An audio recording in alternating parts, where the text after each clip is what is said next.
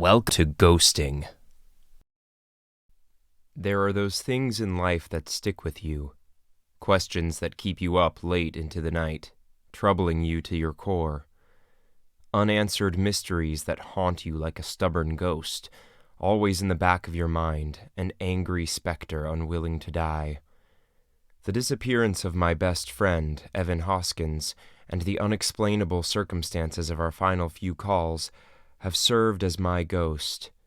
It's something I've dwelled on for years, asking myself questions I knew I could never answer, trying to make sense of that final day, those final calls.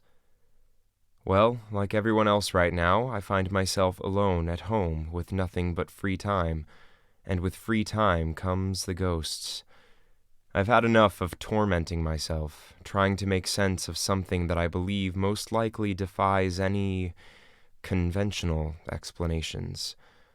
Evan and I spoke on the day he disappeared. I was actually the last person he ever spoke to, as far as anyone knows. That knowledge was always accompanied by a significant weight, made only worse by the things he said. Strange, confusing things that I've yet to make sense of even now. Maybe you all will have better luck. Perhaps you can explain what happened to Evan. "Are you seeing this fucking snow, dude?" I chuckled at the very abrupt, very Evan greeting, wincing and lowering the volume on my phone appropriately in preparation for a conversation with my lively friend. At the time I didn't notice it, and maybe even now I'm misremembering, creating details my mind assumes should have been. I guess I can't know for sure. But looking back, it felt as though his statement was infused with far more panic than surprise. "Most people start conversations with the word hello, Ev," I answered, with a smirk that I was sure he could hear in my voice. I leaned forward, grabbing the remote from my coffee table to mute the television. The woman on the news had been talking about the very snowstorm Evan was calling me about, using words like record-breaking and unprecedented to describe it, urging people to stay in their homes. I'd heard enough, deciding I'd had my fill of bad news for the day, and rose from the couch, making my way toward the window. "Yeah, hi, whatever, fuck, dude, are you seeing this, though?" Evan responded, mild annoyance bleeding into the urgency in his voice. I laughed, pulling the curtains aside as I made my way to the window. I peered out into the parking lot of my apartment complex, and I immediately understood why Evan had called. "Yeah, that's a lot," I muttered, peering outside. The world outside was unrecognizable, plunged under a maelstrom of snow and ice, completely transforming the landscape. The roads outside of my apartment were almost wholly obstructed from my view, hidden under a blanket of falling snow and ice. But from what I could see, it was empty. It made sense, especially given the hazardous weather conditions, and I was glad to see people were staying safe and off of the roads, but there was an eeriness to it that I was happy to have Evan distract me from. "How long does this kind of thing usually last for, man?" "Blizzards? It depends, I guess," I said, poring over mental images of past blizzard experiences, trying to come up with some estimate. "A couple of hours, usually." Evan sighed, muttering nervous expletives to himself for a while before taking a deep breath. A part of me wanted to tease my friend. He was a California kid who had moved here for college, and he hated the cold as it was. It seemed to me that Colorado winters might have been more than he bargained for. I instead allowed what little maturity I had to take effect, and elected to be a somewhat decent friend and try to calm him. "You good, man?" Yeah, fine," he said, though his voice sounded far from it. I tried to sympathize with his position. He'd just seen snow for the first time earlier in the year, and without warning, I could see how a snowstorm, especially to this extent, could be frightening. And though a smaller, shittier side of me still wanted to tease him for how much he seemed to be freaking out, I mostly felt bad for him. Leaving home for college had been tough for Evan, the loneliness contributing to much anxiety in his first few months here, and I could only imagine it was made worse isolated at home in the storm. "It's gonna be okay, dude. Trust me," I started, admittedly unsure of what to say. "I know, Mom," he responded, with his usual sarcasm, pausing for a moment. Fuck, dude, it's just, I've never seen anything like it. I furrowed my brow, an involuntary frown creeping onto my face. It wasn't like Evan to be so nervous. He was notorious among our group of friends for his boldness. Evan didn't care. He'd do what he wanted and let the consequences follow as they might. Sometimes he seemed brave, other times just stupid. But this was entirely out of character for him. Look, listen, I started, combing my mind for some reassuring comment, some words to quell the sudden and unexplainable feeling of discomfort Evan's call had stirred in me. I couldn't understand his panic, though I had to admit it was slightly contagious. It's no different than any other storm. Literally just stay inside and you've got no real problem, I said, making an effort not to sound as though I was talking down to him. There was a long pause, and for a moment I questioned whether the call had been dropped. As if in response, Evan broke the silence with a long, deliberate sigh.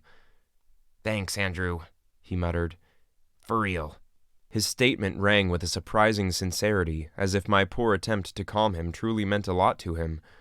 I appreciated it, but it only served to exacerbate the weirdness of the entire situation, which I so desperately wanted to quell. "No problem, Ev," I began. "How about we fire up the PlayStations and just fuck around until this is over?" Yeah, okay." I stayed on the phone with him as we turned our attention away from the weather and towards video games.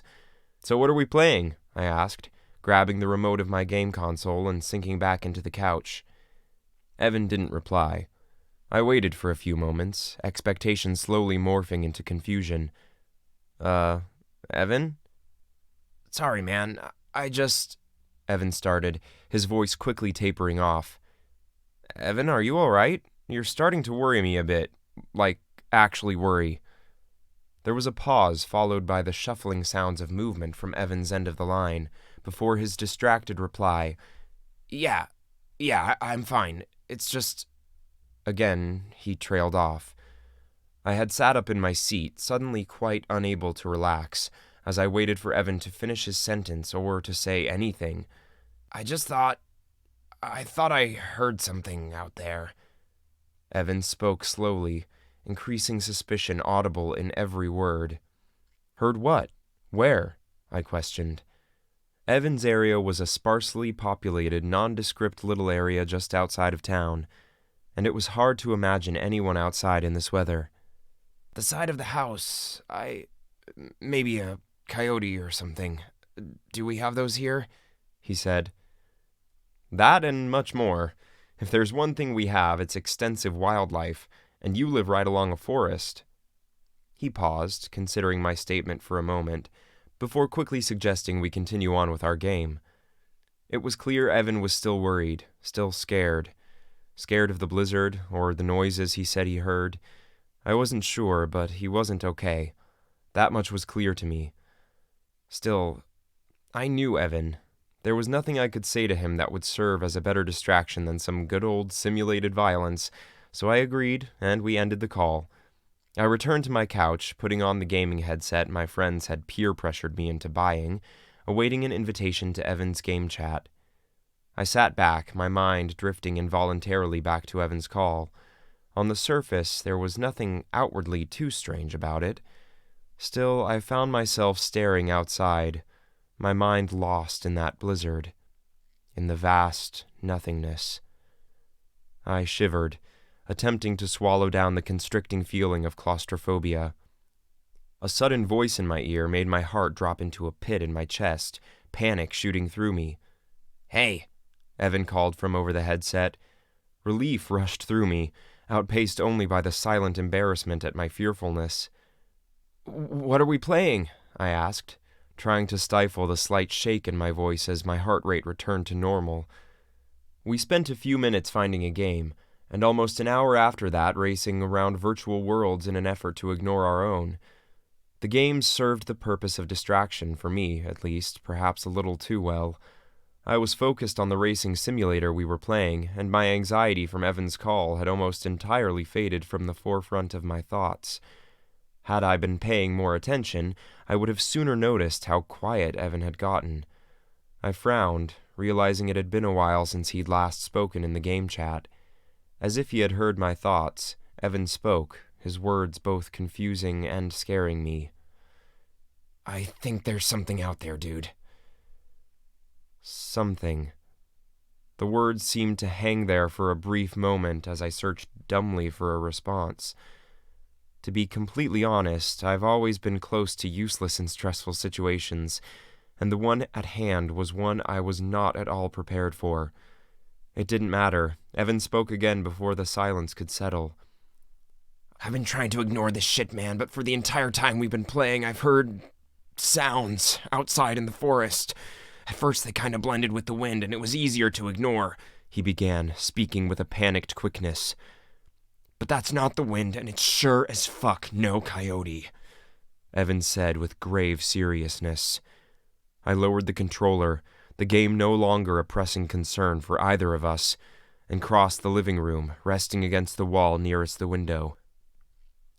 The elements had conspired to put on a show, it seemed. The snow, falling in seemingly endless amounts, made only worse by the powerful winds that had turned it into a violent flurry. I was beginning to understand how someone could find the experience disquieting, perhaps even terrifying. "What are you hearing, Evan?" I was met with footsteps from Evan's end, followed by the sound of an opening window. When Evan spoke, it was to breathe a single word. "Listen." I waited, hearing only the roar of wind in my headphones. I pictured Evan leaning forward with his headset sticking out of the window, and almost laughed at the absurdity of the image. As I opened my mouth to comment, to make some tension-diffusing joke, I began to hear something. The sounds were faint at first, rendered nearly inaudible as the blizzard raged on, and I strained myself to make out what exactly I was hearing. I squinted, the sounds slowly coming into focus over the noise of the snowstorm. Slowly, I began to understand what I was hearing. Voices. Several of them by the sounds of it. All were growing less and less faint. All moving closer and closer. Are there people out there?" I asked, my question one of genuine shock and confusion. I couldn't understand why or how anyone could be out there right now, and especially in Evan's neighborhood, which was much more densely forested than my own. "It sounds like it," he muttered, keeping his voice low as we listened.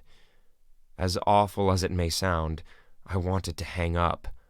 The feeling of dread that was beginning to dawn on me in those moments was like nothing I'd ever felt before, as something in me began to scream out a warning to me. This is wrong. I swallowed, gritting my teeth as the voices drew nearer. "Do you see anyone?" I asked him, not sure what answer I wanted to receive. "No," he muttered. "Fucking blizzard, I can barely see shit. Jesus, man, this is freaking me out." I sympathized with Evan's words, feeling much the same myself, although I knew I shouldn't relay that information to him. The strange instinct still gnawed at me, some part of me wanting very much for Evan to leave, to get away from his home, away from whatever strange folk may be traversing the woods at this time. I racked my brain, unsure of what to say. Evan spoke before I could. His words, hurried and panicked, only served to worsen the emerging sense of dread I was feeling. "I can hear them, man. I can hear them talking out there. They're coming closer." "I don't know, man. Call someone," I started, utterly unsure of what to say. None of it made sense. Who would be out there in the forest during a storm like this? I stared out into the snowy beyond and shivered at the thought of people just beyond the glass, staring back. Evan gave a sarcastic laugh. "Call who? The cops? And say what?" he asked, anger rising in his voice. 911, I think I hear people walking through the woods. That's not exactly a crime, man. Plus, nobody is on my property, as far as I can tell." I recoiled at the anger in his voice, though I understood fear was responsible for it. "I guess you're right. I don't know what to say," I sighed, lamenting my inability to help my best friend. I heard him sigh, likely regretting the outburst. I'm sorry, man. I'm just... His voice broke, and he took a breath, taking some time to compose himself before finishing. Very, very freaked. I get it. To be completely honest, me too. This feels very weird to me, I replied honestly. I wanted to help Evan in some way, to find some yet unseen solution that would dispel the strangeness of the night, but all I could do in the current situation was sympathize and try not to let him feel alone. I'm just gonna close the window and, I don't know, I'll leave the lights on so the house looks more occupied, Evan said, though I could tell the idea did very little to comfort him. Makes sense. You still want to play more after? Nah, he murmured, his voice dispirited. Not really in the mood. Yeah, I understand. I'll call you. Cool. And with that, Evan ended the game chat. I sighed, lowering my head into my palms, my mind littered with concerns. I was worried about more than just the strange people heard wandering Evan's forest, but Evan himself. The situation seemed to be wearing on his mental condition significantly, something I knew wasn't good for him. I found myself thinking while awaiting his call, memories like dry tinder stoking the fires of worry in my mind. I thought of a game we'd played a few months prior, after one too many joints, swapping stories to see who had had the most traumatic experience. It was a silly, morbid idea, but that was the kind of stupid thing we did. I'd given him a spirited and emotional telling of discovering my girlfriend had cheated on me in high school, which I finished with some extra dramatic flair. Evan had chuckled at my story, muttering a "nice" in appreciation of my delivery, before responding with tales of his struggles. I don't feel it's my place to say too much about exactly what he went through. The very least I can give him is that basic human privacy. Still, in a broad sense, Evan had struggled with depression, anxiety, and a myriad of related afflictions from a young age, and it hadn't been easy. By the story of his third hospitalization, I was silent, staring dumbly as I searched for some answer, some words I could say to express my sympathy. I remember the silence lasting a moment, as Evan took another long puff of his joint. When he exhaled, smoke obscuring his face for a moment, he chuckled, which quickly became a cough. He spoke a few seconds later, a sly grin on his face as he muttered, "Guess I win." I laughed softly under my breath, though an expanding sense of melancholy began to consume what little I found funny about the conversation. My best friend had been through enough in his life, burdened with so much over his relatively short life. I prayed to whatever was listening that tonight he would not be afflicted with more. I sat on the edge of the couch, glancing at my phone. 8:32, the time read. Evan still hadn't called, and I was beginning to feel the weight of the stress, mental exhaustion from the events of the day taking effect, as sleep began to tug at the corners of my consciousness and pull my mind adrift. I swiftly fell into sleep. I was startled awake by the blare of my ringtone, a cold shock rippling through my body as I jolted awake. I cursed myself for the volume of my ringtone, which I never remembered to put down after taking my headphones out. I no longer felt that way as the screen of my phone came to life. The final ring of the phone chimed through the air, gone before I could react, and I saw the time. 9:30. My heart froze, and as I saw the notifications, it fell entirely. 16 missed calls, 29 messages, 7 voicemails, all from the same person. Evan.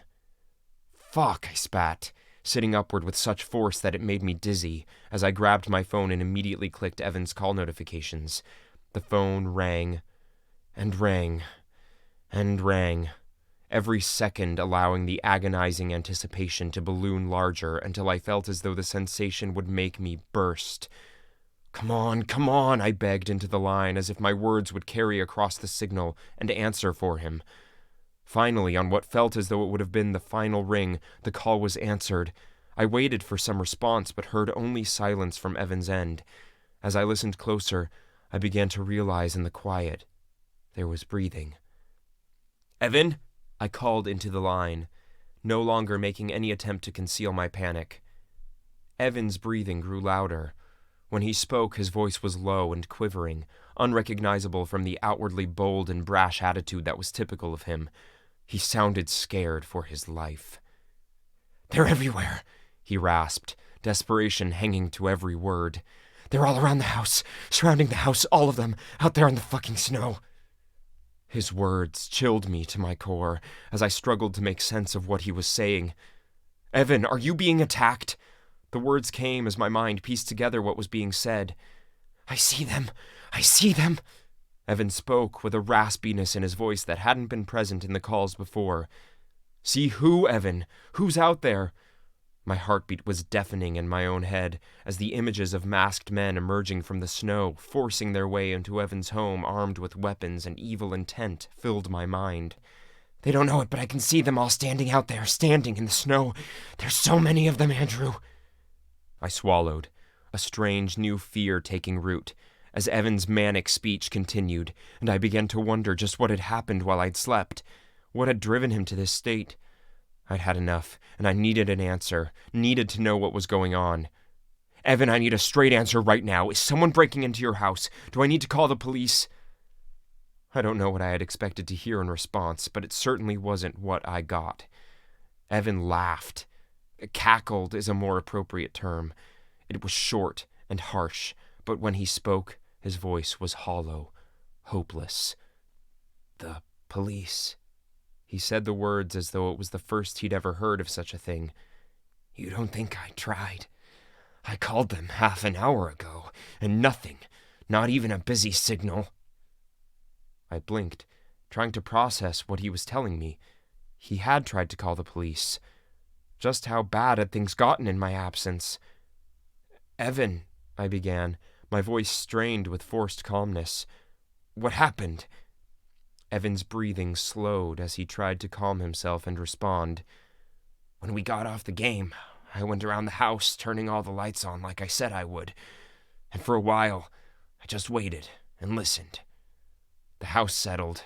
The windows and walls creaked against the storm, but other than that, it was silent. The talking was gone." As Evan proceeded, the hairs on my back slowly began to rise, and I felt compelled to close my curtains, the continual barrage of white feeling as though it was closing in, pressing ever closer. He continued. "I thought whoever was out there had left, and that I could just worried about this fucking blizzard. But they just wanted me to feel safe, to lower my guard." With every word Evan spoke, the deepening chasm of dread that had formed in me widened. My mouth felt dry, and my head pounded with fear for my friend's well-being. Evan rattled on, his delivery growing faster and less articulate by the second, manic excitement evident in his voice. "They were everywhere, Andrew, banging on the doors and the windows and the fucking roof, screaming and pleading and begging and promising." His voice broke, followed by low sobbing from his end. Something in me shattered as I heard my best friend begin to cry. His sobs were deep and hopeless. When he spoke, somehow, the loneliness rang out in his voice like a bell, hollow and cold. "They want me to come outside, Andrew. They want me to join them in the snow. There are so many. So many. Can you hear them?" "Don't. Do not go out there, Evan." I had no idea of what may await him outside in the storm, but every fiber of my being screamed for me to warn him, to plead for him to stay in the house. There was a repetitive series of slamming noises echoing from all around Evan, who muttered to himself inaudibly. Images sprang to my mind as I began to understand what I was hearing. Armies of figures moving through the snow, surrounding Evan's home, which stood with light pouring from its windows like some strange lighthouse in the vast white nothingness. Droves of shadows spilled from the surrounding woods, under cover of darkness and concealed by snow, driving their fists into the windows and walls of the house. "Evan?" Evan! I called into the phone, raising my voice as the sounds around him seemed to grow in their intensity and violence. His response was almost impossible to hear above the surrounding clamor, and I had to strain myself to make out what he was saying. His voice, faint, just above a whisper, was filled with something I hadn't heard from him all night. Some strange delirium-fueled joy. "It sounds nice out there. They all sound so happy." I could feel it in those few words. I knew that Evan was lost to me. Still, I refused to give up. Moisture sprang into my eyes as an impending sense of loss began to wash over me. From the other end, I heard the sound of a door open, followed by the roar of rushing wind. I knew what he was doing.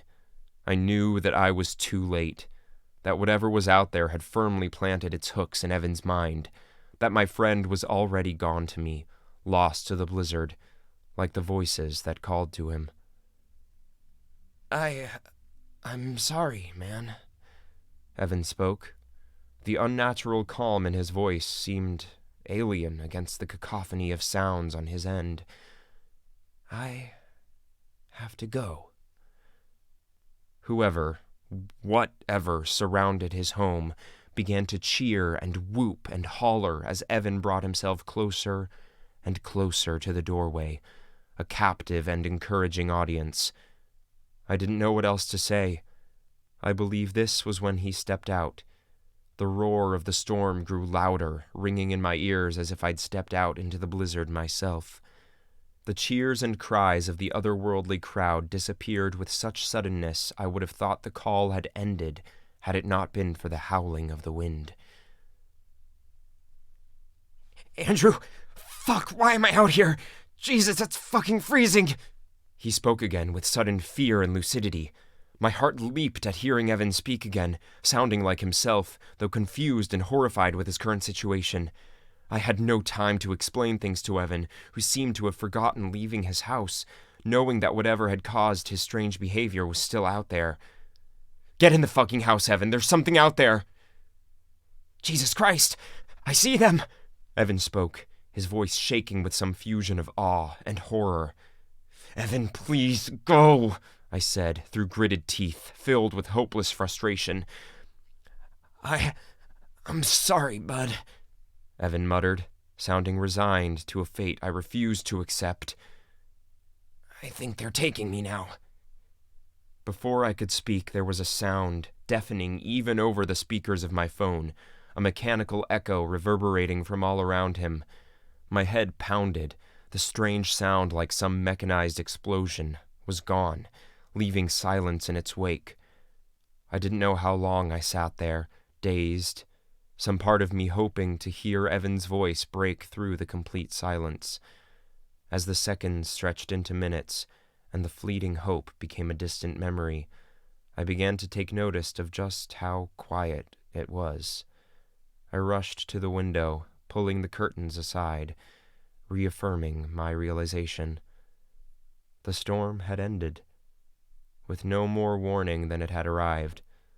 The powerful winds had returned to a frigid breeze, and the world, no longer concealed under the blizzard, lay eerily still and silent under a fresh coating of snow. I couldn't help but feel that the timing was all too specific. I called the police soon after. I told them the truth, and fully prepared to be scrutinized, perhaps even accused of playing some role in Evan's disappearance. It was a strange, impossible story that I was reluctant to tell. I'll never forget the looks in the eyes of the officers who'd arrived at the apartment to question me. They looked exhausted and afraid. And as I began to dive into the events of the night, the looks they exchanged between each other led me to believe that Evan's incident may not have been an isolated one. "This isn't the first call we've gotten like that tonight," the shorter and slightly rounder officer started, pausing to cast a nervous glance over his shoulder. It's been real weird tonight. A lot of interesting stories seem to blow in with this storm. People seeing lights in the sky, strange markings in the snow." He shivered, as a rogue breeze seemed to freeze the air. He appeared all too eager to return to the safety of his cruiser, and I couldn't blame him. I, too, was suddenly feeling very exposed. The taller of the two officers cleared his throat abruptly, shooting his partner a strange look before turning his attention back to me. "We'll look into it," the larger of the two said, a scowl seemingly carved into his face. "In the meantime, I'd stay inside," he began, his eyes seeming to stare through me. "Strange weather. Best to be safe." I swallowed. The way he spoke made it clear that it wasn't the weather I should be worried about. The shorter officer bid me farewell, and the two were gone. I stood there for a few moments longer, watching the cruiser disappear into the distance, leaving me alone.